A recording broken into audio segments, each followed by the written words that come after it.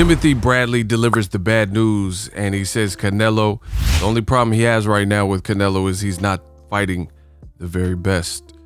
Sounds very familiar. We're going to talk about it.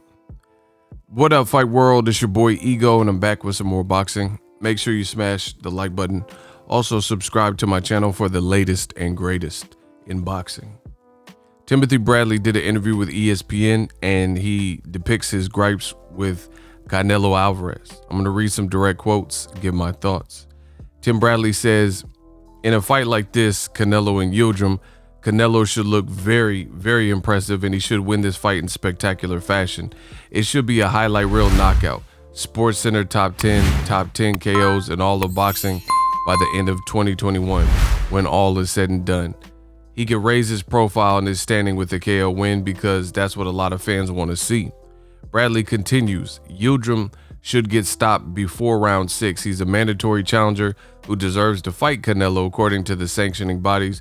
But at this point, we know what these sanctioning bodies are about, moving guys into certain places that could benefit their pockets, their franchise, and improve the way their marquee fighters look. Very interesting from Tim Bradley. Why isn't a guy like David Benavidez, who had the title and one of the youngest guys ever to win that same title, in line for a chance to try to win it back instead? Looking bad. Tim Bradley says, the only problem I have with Canelo, he's not fighting the best guys right now. He's winning these belts, challenging guys in different weight classes. You have a guy at 168 in David Benavidez who wants all the smoke, but Canelo won't fight him. You have a guy in Charlo who would probably be willing to go up and fight Canelo. There's always talk about how these guys don't really want the fight, or how the money isn't right, or how they haven't fought enough names to be worthy of the shot. But come on, stop it. It's just a way to avoid a fighter and a fight you don't want. Bradley was cooking. He says Avni Yildirim is a punching bag. I watched his fight with Chris Eubank, and he got smoked in that fight. I saw him against Anthony Dirrell. The Dirrell fight was an exciting, wild fight, and it ended prematurely, but he lost. That's his most recent fight, and it was 2 years ago. Now he's going to step up against Canelo and do better than that. Yildirim, he's one-dimensional. There's nothing that Yildirim should be able to do against Canelo. He doesn't have one-punch knockout power. He's a guy that comes straight forward. His head is always in the middle. He leans forward over his front knee. He's almost 6 feet tall, and Canelo's smaller, around 5'9", but we've seen Canelo have success against taller guys. And even so, Yildirim and Canelo have the same arm reach. So Bradley's been doing his research. You look at Yildirim, and he's fought a few guys, but anytime he has stepped up in class of an opponent, he has been destroyed. He looks terrible. He gets beaten. If Canelo does not knock this guy out, he cannot possibly be considered the best pound for pound fighter in the world. It's just a fight. It's nothing that I would be willing to pay for to watch. Bradley says, again, it's nothing I would be willing to pay for to watch. So he said he ain't paying for that. End quote. Ego Stradamus strikes again. You know, the radical Canelo man fans, they could say whatever they want. We know what it is. The WBC has pardoned Canelo. They're giving him an easy path. They're saying this is his mandatory. But Bradley's posing the same question that Ego Stradamus has posed to all of you. Why would Canelo be fighting a guy coming off a 2-year layoff and a loss to Anthony Dirrell? And that's his, quote, mandatory. But David Benavidez then went on to knock out Anthony Dirrell when he had the WBC belt, and he lost it on the scale. But for some reason, he's being outranked, and the number 1 ranked person, or the highest ranked person, aka the mandatory, is a guy who lost to a guy that David Benavidez beat. And David Benavidez held that title 2 times at such a young, tender age. So I think the world sees what it is. Tim Bradley, listen, I don't always agree with Tim Bradley's assessments. There's often times where he's on his own, like with his commentary, but when it comes to what he just said about Canelo, I agree wholeheartedly. I think DAZN is also very foolish. DAZN is very foolish in the fact that they're paying Canelo X amount of dollar, and I'm assuming expecting a return on their investment. And at the end of the day, look at who Canelo is fighting. A guy with no profile in America, a guy who hasn't fought in 2 years, a guy who's been knocked out by Chris Eubank Jr. before, who lost to George Groves, who lost to Caleb Smith, a guy that Canelo Alvarez just destroyed in December, you know? So it's not about triangle theories, but when you look at it, who's going to give Yildirim any possible chance? Actually, what would have been better is give Caleb Smith. See, that's how you know boxing doesn't want to fix these issues, because the more sensible thing would be, since last year was a pandemic year and they're saying Caleb Smith only had a 4-week training camp, what would have made more sense is to do the mandatory fight in December, right? If Canelo wanted to be on the up and up, do the mandatory fight with Yildirim in December, since Canelo hadn't fought in a year, and then in February come fight Caleb Smith with a full camp.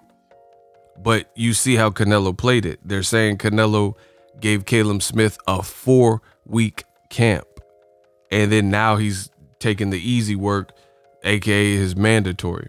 But the reason that's not, that the order that I just depicted and said would have made more sense, is because part of boxing, the best fights are the fights that have the ability to make the public believe that the other guy has a morsel of a chance to beat you. And fights like Canelo and Yildirim, Canelo fielding, Canelo and Liam Smith, Canelo and Amir Khan at 155, point blank period, not too many people are going to have really any faith. Anybody that knows boxing is going to have faith seeing Canelo look like he did in December with Caleb Smith and figure he's going to lose to a guy that he's familiar with, because he used him as a sparring partner who hasn't fought in 2 years, who's older than him, who doesn't have any virtuous, traits that really stand out. Nobody going to believe that. So it's going to be very hard to sell this fight. So I don't know why DAZN would be willing to pay Canelo, but listen, that's their loss. That's their money. So it is what it is. But I agree wholeheartedly with Timothy Bradley, and that is rare. I don't always agree 100% with what Tim Bradley says, but I get him with everything he said here. Canelo's fought taller guys. Yildirim looks one-dimensional. Every time he stepped up, he lost. He hasn't fought in a while. Canelo just looked great versus what most people would consider a better person. Listen, the only thing you can tell me to sell me this fight is that Canelo has a quick turnaround. Whoopity-doo. It's just, all in all, it's not a good fight. So Canelo, Reynoso, WBC, Canelo man fans, you could do whatever you want to try to convince the public that this is the fight that we're looking at. Even if you look at the UFC, Conor McGregor, he's fighting a guy he's knocked out, but he's fighting a guy in Dustin Poirier that has cracks. And you could argue, since he lost to Conor McGregor previously, Poirier has went on to do some good things and grow as a fighter in the sport of boxing. Plus, he has the type of power that guys have to respect in the weight class. Speaking of that fight, UFC 257, use my link. It's in the description box of all my videos, and it does help the channel continue to grow when you guys click on that link. But I actually like that fight because, again, you have Conor McGregor, who's probably going to be the favorite, but at the end of the day, Dustin Poirier has cracks, so he has some semblance of a chance to win if he catches Conor McGregor or anybody in that weight class with a solid strike, a solid punch. Versus Yildirim, he doesn't really have anything that really stands out that makes you believe that he could really hang in there with Canelo Alvarez, especially considering how Canelo looked in his last fight. So I agree with Tim Bradley, dead on with his assessment, and this is just not a fight that a lot of Americans would pay for. We'll see about the UK and other regions. And the other thing is this, DAZN, just so you guys know, Canelo's from Mexico. In Mexico, they don't have the rights for this fight. So Canelo's homeland can't even watch this fight on DAZN. They got to watch it through different broadcasters. So I think that's pretty foolish, because if anything, maybe make that fight available in Mexico, where he's from. They were talking about putting the fight in Mexico, like the actual fight in the venue, but that quickly fell apart. So where Canelo is from, it won't even be available on DAZN. So I guess the UK, they're trying to make money in the UK, and they think it's gonna do something in America. Good luck. Drop your thoughts in the comment section. Use my link, UFC 257. I promise you, 2021, we working. What up, Fight World? It's your boy Ego.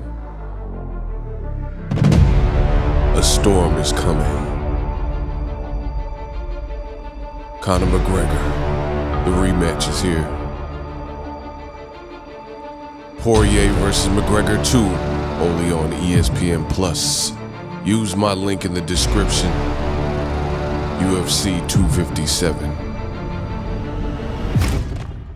I'll see you at the fights. Who the fuck is that guy? So if you enjoyed this video and want more content like this on the channel, you can show your appreciation by going to the PayPal donate button or the YouTube support button, and you can donate any amount that you feel is equivalent to the value of this video. Much more to come. Thank you guys for your support. Boxingego, the future of boxing.